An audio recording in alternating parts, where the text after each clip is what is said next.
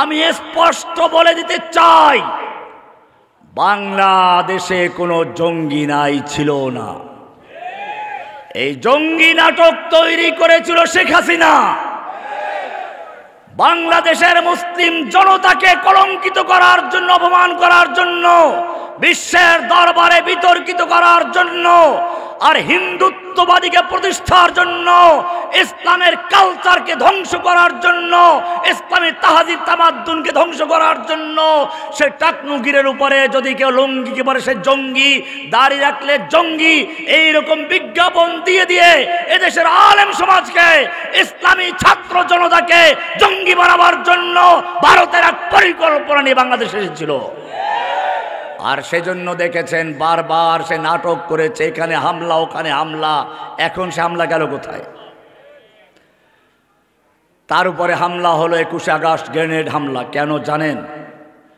তার নিয়ম হলো তার দলের মধ্যেও যদি কেউ জনপ্রিয় হয়ে যায় সে তাকে বরদাস্ত করত না। আইবি রহমানকে হত্যা করতে হবে, এক গুলিতে দুই শিকার। সেজন্য সে নাটক সাজালো, এতগুলো গুলি করলো।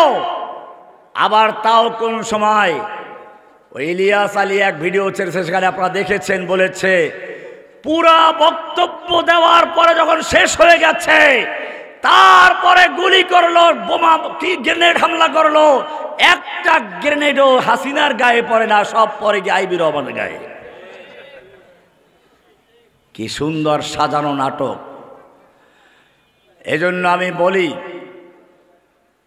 আল্লাহ রাব্বুল আলামিন দেখিয়ে দিলেন আমাদেরকে মাথায় হেলমেট পরিয়ে, হাতে হ্যান্ডকাপ লাগিয়ে, বুকে বুলেট প্রুফ জ্যাকেট লাগিয়ে, পায়ে ডান্ডা বেরি পরিয়ে এক জঘন্য অপরাধী সাজিয়ে আদালতে উপস্থাপন করা হতো আর মিডিয়ায় প্রচার করা হতো। কিন্তু জেনে রাখুন, আমরা দেখেছি সেই মুহূর্তেও জনগণ আমাদেরকে পুলিশের ফাঁক ফোকর দিয়ে সুযোগ পেলে হাত মেলাতো, পকেটে কিছু টাকাও ঢুকিয়ে দিত। আজকে আমাদের জায়গায় যখন তারা চলে গেছে, তাদেরকেও জনগণ পুলিশের ফাঁক ফোকর দিয়ে খুঁজে আর তালাশ করে, তবে মুসাফা করার জন্য আর হাদিয়া তোবা দেওয়ার জন্য নয়, পচা ডিম আর সেরা জুতা দিয়ে আচ্ছি তারা শায়েস্তা করার জন্য তাদের খুঁজে বেড়ায়।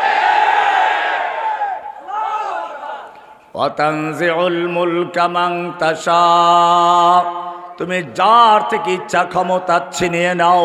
ওয়াতুইজ্জু মান তাশাও, তুমি যাকে ইচ্ছা তাকে ইজ্জত দান করো। ওয়াতুযিল্লু মান তাশাও, যাকে ইচ্ছা তুমি দাড়ি কামাইয়া তারপরে নমো সাজাইয়া তারপরে অপমান করে ছাড়ো। ঠিক কিনা? বোঝা গেল রাজনীতিবিদদের দাড়ি, নতুন নদীর পারের বাড়ি, রেন্টেকারের গাড়ির কোনো ভরসা নাই। বোঝেন না কি বলছি? রাজনীতিবিদরা কি করে? এই দরবেশ বাবা কি সুন্দর দাড়ি, গোটা জাতির সাথে প্রতারণা করার জন্য এই দরবেশ বাবা গোটা বাংলাদেশকে লুট করেছিল 96 সালে সেই শেয়ার বাজার কেলেঙ্কারির মাধ্যমে। লাস্টে সে প্রমাণ করে দেখালো, আমার এই দাড়ি দেখে তোমরা প্রতারণা করো না, আমার দাড়ি হচ্ছে ধর্ম ব্যবসার দাড়ি। প্রয়োজনে আমি দাড়ি কামিয়ে হিন্দু সাজতে পারি। আর এক কালামানিক তো জঙ্গলে গিয়ে পালালো। ইজ্জত দেওয়ার মালিক কে? অপমান করার মালিক কে? লা ইলাহার মানে হচ্ছে সমস্ত ক্ষমতার মালিক কে? এইবারে 2 নাম্বার, সব ক্ষমতার মালিক যিনি, তার নির্দেশকে বলা হয় আইন। আইন কাকে বলে? আইন কাকে বলে? সার্বভৌম ক্ষমতার মালিক যে, তার আদেশকে বলা হয় আইন। আদেশকে বলা হয় কি? আইন। আপনি মনে করুন একটা বড় কারখানা, গার্মেন্টস বা অন্য কোনো কারখানা, 1 লাখ কর্মচারী আছে, তারা মালিকের চিনে না। মালিক গিয়ে এই নির্দেশ ওই নির্দেশ দেয়, কেউ মানে না। আর উল্টা পাগল বানিয়ে তাকে উড়ান শুরু করলো। এর মধ্যে ব্যাংকে সেই অফিসের সেই কারখানার এমডি গিয়ে তাকে স্যালুট দিয়ে পরিচয় করিয়ে দিল, সম্মানিত কর্মকর্তা কর্মচারী বৃন্দ সাবধান, এই ভদ্রলোক হচ্ছে আমাদের এই কোম্পানির মালিক। এখন কি হবে? সঙ্গে সঙ্গে চিত্র পাল্টে যাবে।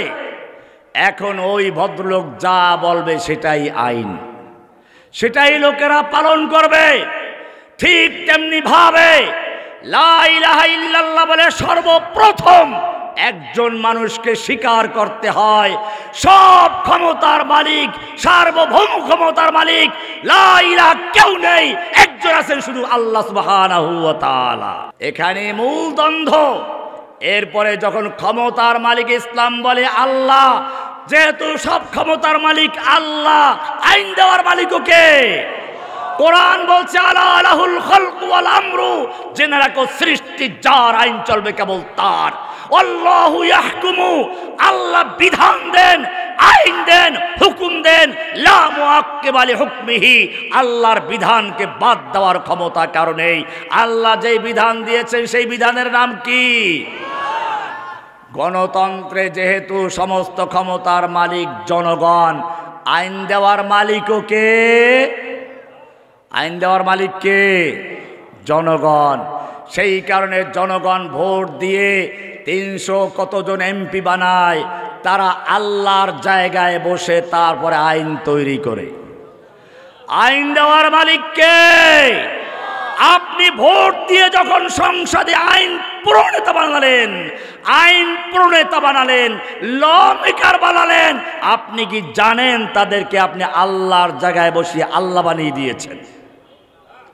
এখন তারা সেখানে বসে আল্লাহ হয়ে আল্লাহর আইন বাতিল করে তারপরে মন গড়া আইন তৈরি করছে। এইবারে কোরআন আপনাদের কি বলে শুনুন। এতক্ষণ যাবত সব ছিল ভূমিকা, এইবারে আসল জায়গায় আসছে। এই সূরা নিসার 60 নম্বর একটা বাইর করো, তাহলে 4 নম্বর সূরা। আল্লাহ তাআলা এইবার আমাকে আপনাকে বলছেন, আলাম তারা ইলাল্লাযীনা ইয়াজউমুনা আন্নাহুম আমানু বিমা উনজিলা ইলাইকা ওয়া মা উনজিলা মিন ক্বাবলিক। হে নবী, আপনি কি দেখেননি ওই সমস্ত লোকদেরকে? ভালো হাফেজ বসুন এখানে, এত দেরি লাগে নাকি? কোরআনের সূরায়ে নিসা 60 নম্বর আয়াত আল্লাহ পরিষ্কার বলছেন, আলাম তারা ইলাল্লাযীনা ইয়াজউমুনা আন্নাহুম আমানু বিমা উনজিলা ইলাইকা ওয়া মা উনজিলা মিন ক্বাবলিক। হে নবী, আপনি কি ওই সকল লোকদেরকে দেখেননি? ওই বাংলাদেশের মানুষ, ওই পাকিস্তানের মানুষ, ওই মিরাজ নগরের যুবকেরা, ভালো করে শুনে রাখো। আল্লাহ বলছেন আলাম তারা, তুমি কি দেখো না ওই সমস্ত লোক ইয়াজউমুনা আল্লাযীনা ইয়াজউমুন, যারা দাবি করে, ইয়াজউমুনা মিথ্যা দাবি করে। কি দাবি করে? আন্নাহুম আমানু বিমা উনজিলা ইলাইকা ওয়া মা উনজিলা মিন ক্বাবলিক। তারা দাবি করে আপনার প্রতি নাযিলকৃত কিতাবের উপর ঈমান এনেছে, কোরআনের উপর ঈমান এনেছে। ওয়া মা উনজিলা মিন ক্বাবলিকা, আপনার পূর্বে যত কিতাব নাজিল হয়েছে সব কিতাব মানে ঈমান এনেছে। আল্লাহ বলেন এই দাবি তো মুখে করে, অন্তরে নাই। যখন তাদেরকে বলা হয় ঠিক আছে, যখন ঈমান এনেছো তাহলে কোরআন দিয়ে তোমরা আদালত চালাও, ব্রিটিশের আইন দিয়ে আদালত চলে কেন? তোমরা আদালতে বসে, সংসদে বসে আইন কেন তৈরি করছো? তখন আল্লাহ বলছেন ইউরিদুনা আইয়াতাহাকামু ইলাত তাগুত। এই লোকগুলোর আসল চেহারা বের হয়ে যায়। এরা লা ইলাহা বলে জিকির করতে করতে কলব ফাটাইয়া দেয় ঠিকই, দাবিও করে আমরা কোরআন মানি, আসমানি কিতাব মানি, কিন্তু তারা আল্লাহর বিধান দিয়ে আদালত চালাতে চায় না, আল্লাহর বিধান দিয়ে সংসদ চালাবে না। আল্লাহ বলছেন মদ হারাম, কোরআন পরিষ্কার বলছে ইয়া আইয়ুহাল্লাযীনা আমানু ইন্নামাল খামরু ওয়াল মাইসির, সূরা মায়দা 90 নম্বর আয়াতে আল্লাহ বলছেন ইন্নামাল খামরু ওয়াল মাইসির ওয়াল আনসাবু ওয়াল আজলামু রিজসুম মিন আমালিশ শাইতানি ফাজতানিবু। নিশ্চয় মদ, জুয়া, মূর্তি, লটারি এই সবগুলো শয়তানের নাপাক কাজ। কার কাজ? ফাজতানিবু। ও মুমিন, যদি সত্যিকার লা ইলাহা বলে ঈমান এনে থাকো এই সবগুলো বর্জন করো। কে বলেছেন?